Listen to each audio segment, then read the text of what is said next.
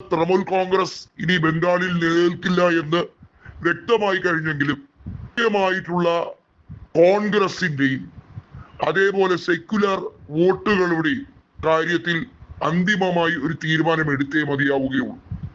അതായത് വർഗീയ വിരുദ്ധ വോട്ടുകൾ ഏകീകരിക്കാനുള്ള ഒരു കോമൺ പ്ലാറ്റ്ഫോം അതിന് ബംഗാളിൽ തിരിച്ച് കോൺഗ്രസിന്റെ തിരിച്ചുവരവിലൂടെ മാത്രമേ നടക്കൂ എന്ന തിരിച്ചറിവ് മമതയുടെ കൂടെ നിൽക്കുന്ന മഹുവയായിരുന്നാലും സയനി ഘോഷ് ആയിരുന്നാലും വളരെ വ്യക്തമായി പറഞ്ഞു കഴിഞ്ഞൊരു കാര്യമാണ്.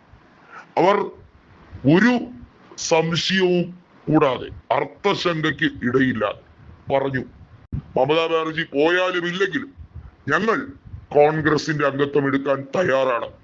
ഞങ്ങൾ MP സ്ഥാനം രാജിവെച്ച് തെരുവിലിറങ്ങി ജനങ്ങളോടൊപ്പം നിന്ന് ഉപതെരഞ്ഞെടുപ്പിന് നേരിട്ട് ജയിച്ചാലും ഇല്ലെങ്കിലും ഞങ്ങൾ ആ പ്രസ്ഥാനത്തോടൊപ്പം നിൽക്കാൻ തയ്യാറാണ് എന്ന് പറയും. ഋതബ്രത ബാനർജി പാർട്ടി പിടിക്കുകയോ പാർട്ടിയെ നശിപ്പിക്കാൻ ശ്രമിക്കുകയോ ഒന്നുമല്ല ഇപ്പോഴത്തെ വിഷയം.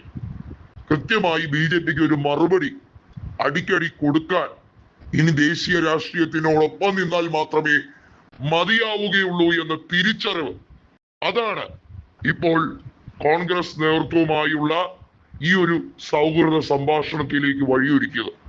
1998 കോൺഗ്രസിനെ പുലർത്ത തൃണമൂൽ കോൺഗ്രസ് ഉണ്ടാക്കിയെടുത്ത മമതയുടെ നീക്കങ്ങൾ 2011 നിയമസഭാ തെരഞ്ഞെടുപ്പ് മുതൽ 2021 നിയമസഭാ തെരഞ്ഞെടുപ്പിൽ വരെ ഫലം കണ്ടു. പിന്നീട് അങ്ങോട്ട് ലോക്സഭാ തെരഞ്ഞെടുപ്പിലും 29 MP-മാരെ നേടിയെടുത്തപ്പോൾ അവർ വിചാരിച്ചത് സമ്പൂർണമായ മുന്നേറ്റം നടത്താൻ കഴിയും, ഈ ഭയക്കേണ്ട കാര്യമില്ല എന്നാണ്.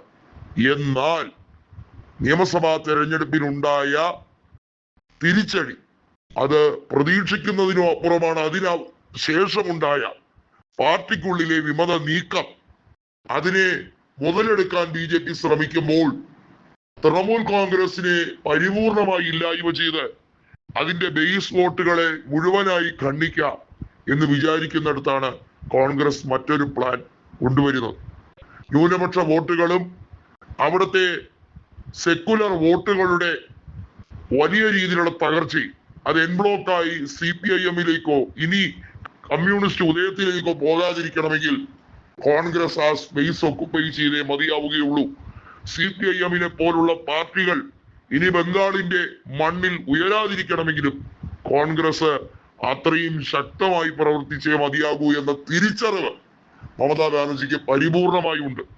മമതയ്ക്ക് അറിയാം ഇനി തൃണമൂലിനെ വെച്ചുകൊണ്ട് അധിക നാൾ മുന്നോട്ട് പോകാൻ കഴിയില്ല. ദിവസം ചെല്ലും തോറും ശോചനീയ അവസ്ഥയിലേക്ക് എത്തുന്ന തൃണമൂലിൽ നിന്നും മുങ്ങിത്താഴുന്ന കപ്പലിൽ നിന്നും എണ്ണി എണ്ണി ഓരോരുത്തരും ദിനങ്ങൾ മണിക്കൂറുകൾ കാത്തുനിന്ന് രക്ഷപ്പെടാൻ ശ്രമിക്കുകയാണ്. ഒരു ചെറുവഞ്ചി എങ്കിലും കിട്ടിയിരുന്നെങ്കിൽ എന്ന രീതിയിൽ കോൺഗ്രസ് ഇപ്പോൾ ഇട്ടുകൊടുത്തിരിക്കുന്ന ഈ കച്ചിത്തുരുമ്പിൽ പിടിച്ചു കയറാൻ മമതയ്ക്ക് കഴിയട്ടെ എന്നാണ് ദേശീയ നേതൃത്വം പറയുന്നത്.